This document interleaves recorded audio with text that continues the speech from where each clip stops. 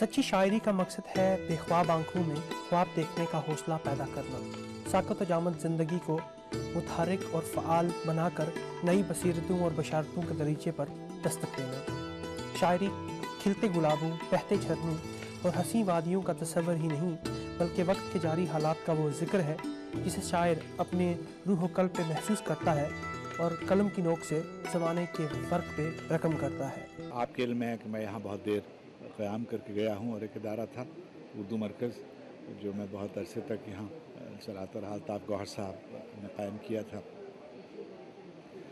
अंजुमन तरक्की उर्दू बरतानिया राजा महमूदाबाद ने और राल्फ रसल ने क़ायम की थी और मोइनुद्दीन शाह साहब और बख्श लायलपुरी साहब और अथर्राज साहब, बहुत लोग थे, डॉक्टर फ़ाखर हुसैन, जिन्होंने ये इदारा चलाया। और उर्दू में बड़ी अंजुमनें थीं, बरगे गुल और तरक्की पसंद मुसन्निफ़ीन, फैज़ मेमोरियल सोसाइटी, अंजुमन तरक्की पसंद मुसन्निफ़ीन, उनका यहाँ बड़ा काम था और उन्होंने यहाँ बड़े जलसे किए।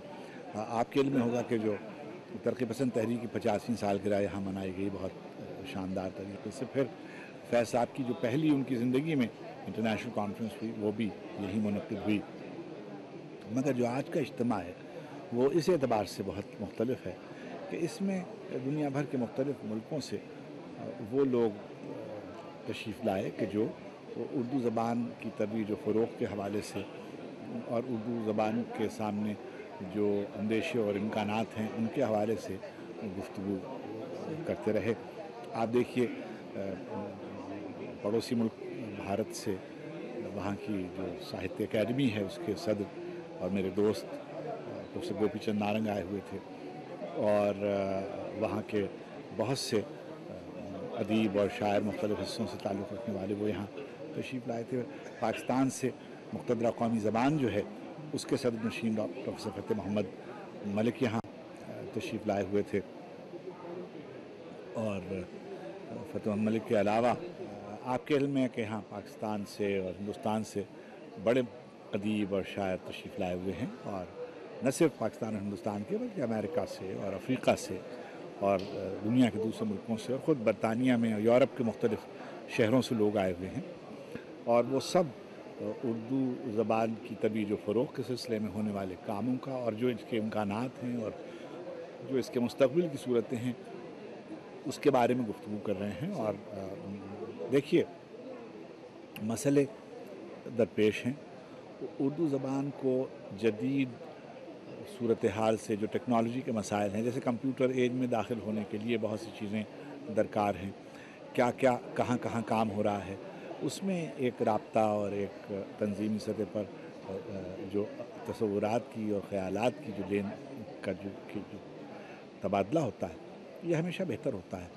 और इस सबसे बड़ी बात यह है कि एक ज़बान के अतराफ़ जो लोग होते हैं उनके दरमियान मुकालमे की रवायत अगर आगे बढ़ सके और जिसका इम्कान है, आपने देखा कि नहायत खुश उसलूबी से बाज़ ऐसे उमूर थे जिनमें मुख्तलिफ़ आरा थीं मगर गुफ्तगू हुई और मुत्तफ़क़ा तौर पर करारदादें पास की गईं और बरतानिया के लिए भी कुछ मकामी नौइयत की करारदादें पास की गईं और कुछ बैनुल अक़वामी नौइयत की करारदादें पास की गईं।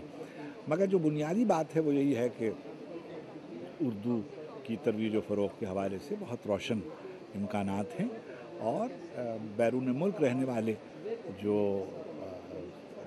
तारिकीन वतन हैं वो अपनी शनाख्त के लिए और अपनी पहचान के लिए अपनी जड़ों से वाबस्ता रहने में अपनी तहज़ीब और अपनी सक़ाफ़त और अपने रहन सहन और अपनी ज़बान की हिफाजत करना चाहते हैं और उसके लिए आमादा नज़र आते हैं। इतनी बड़ी तादाद में लोगों का यहाँ जमा होना और अपनी शनाख्त के एक बुनियादी नौइयत के हवाले ज़बान पर गुफ्तगू करना ये उनको अपने विरसे के साथ पैवस्त करता है और ये एक बड़ी खुशाइंद बात है।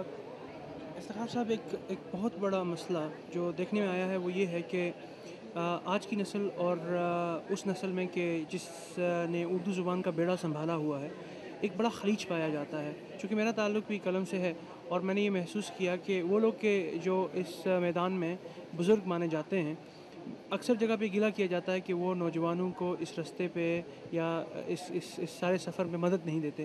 کیا آپ اس سے ڈس ایگری کرتے ہیں؟ میں ایک بات آپ سے عرض کروں, جو پرانی نسل ہے اس کے اپنے مسائل ہیں اور جو جدید نسل ہے اس کے اپنے مسائل ہیں, مگر میں ایک بات آپ سے کہوں کہ مجھے ہمیشہ بزرگوں کی بہت حمایت حاصل رہی اور اساتذہ میں, ادب کے اساتذہ میں, صحافت کے بزرگوں میں, مجھے جب میں نوجوان تھا اور میں اپنی بساط بھر کوشش کرتا ہوں. مگر آپ کیونکہ نئی نسل کے لکھنے والوں میں ہیں اور میں آپ کو بحیثیت ایک صحافی کے جانتا ہوں, دیکھیے آپ نے اپنا راستہ خود نکالا ہے, تو جو سوالات ہیں بہتر آپ جانتے ہیں, جو چیلنجز ہیں وہ بھی آپ جانتے ہیں, اس لیے آپ کو اپنے چیلنجز کا سامنا کرنے کے لیے جواب خود ہی فراہم کرنے ہوں گے. بزرگ اگر حمایت کر سکیں, مدد کر سکیں, معاونت کر سکیں تو بہتر ہے, وگرنہ میں سمجھتا ہوں کہ ہر نسل اپنے سوالوں کا جواب خود فراہم کرے گی اور کوئی خلا نہیں رہے گا, اور میں سمجھتا ہوں وہ زیادہ مستحکم فیصلہ ہوگا جو آپ خود کریں گے. بہت شکریہ. میں چاہوں گا کہ وینس ٹی وی دیکھنے والوں کے لیے اگر آپ کو پیغام دینا چاہیں. بس ایک بات میں آپ سے کروں, وہ اقبال نے کہی تھی کہ پیوستہ رہ شجر سے, امید بہار رکھ, ملت کے ساتھ رابطہ استوار رکھ. بہت شکریہ. بڑی مہربانی. بہت شکریہ. انہی میں جیتے انہی بستیوں میں مر رہتے, انہی میں جیتے انہی بستیوں میں مر رہتے, یہ چاہتے تھے مگر کس کے نام پر رہتے. انہی میں جیتے انہی بستیوں میں مر رہتے, یہ چاہتے تھے مگر کس کے نام پر رہتے. پیمبروں سے زمین وفا نہیں کرتی, پیمبروں سے زمین وفا نہیں کرتی, ہم ایسے کون خدا تھے کہ اپنے گھر رہتے. پیمبروں سے زمین وفا نہیں کرتی, پیمبروں سے زمین وفا نہیں کرتی, ہم ایسے کون خدا تھے کہ اپنے گھر رہتے. خزانہ زر و گوہر پہ خواب ڈال کے رکھ, خزانہ زر و گوہر پہ خواب ڈال کے رکھ, ہم اہل مہر و محبت ہیں دل نکال کے رکھ.